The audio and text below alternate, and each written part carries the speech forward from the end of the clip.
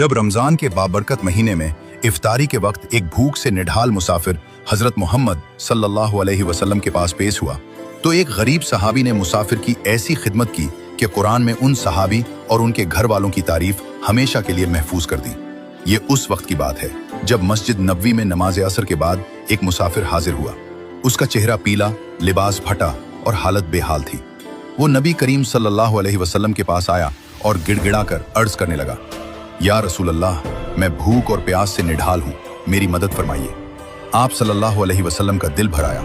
आपने घर पैगाम भेजा तो हजरत आयशा रजी अल्लाह अन्हा ने जवाब दिया कि घर में सिर्फ पानी है। आप सल्लल्लाहु अलैहि वसल्लम ने सहाबा की तरफ देखकर फरमाया, आज रात इस शख्स को कौन अपना मेहमान बनाएगा? अल्लाह इस पर रहम फरमाएगा।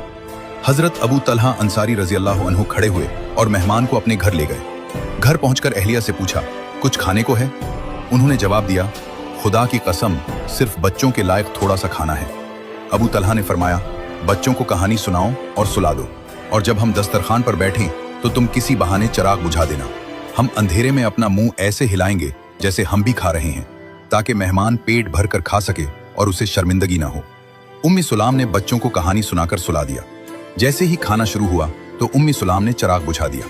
अंधेरे में अबू तलहा और उम्मी सुलाम अपने हाथ ऐसे चलाते रहे जैसे खा रहे हैं, मगर हकीकत में वो एक लुकमा भी नहीं खा रहे थे। मेहमान बेफिक्र होकर पेट भरकर खाता रहा। रात में मियाँ बीवी और बच्चे भूखे सो गए, मगर दिल मुतमईन थे कि रसूल अल्लाह के मेहमान की खिदमत करनी। फजर की नमाज के बाद जब अबू तलहा मस्जिद में पहुंचे तो नबी करीम सल्लल्लाहु अलैहि वसल्लम ने मुस्कुराकर फरमाया, कल रात तुम दोनों ने अपने मेहमान के साथ जो किया उसे देखकर अल्लाह ताला अर्श पर खुश हुआ। इसी मौके पर कुरान की सूरत अल हश्र की आयत नाजिल हुई, और वो अपनी जात पर दूसरों को तरजीह देते हैं, खाह वो खुद फाके से हो।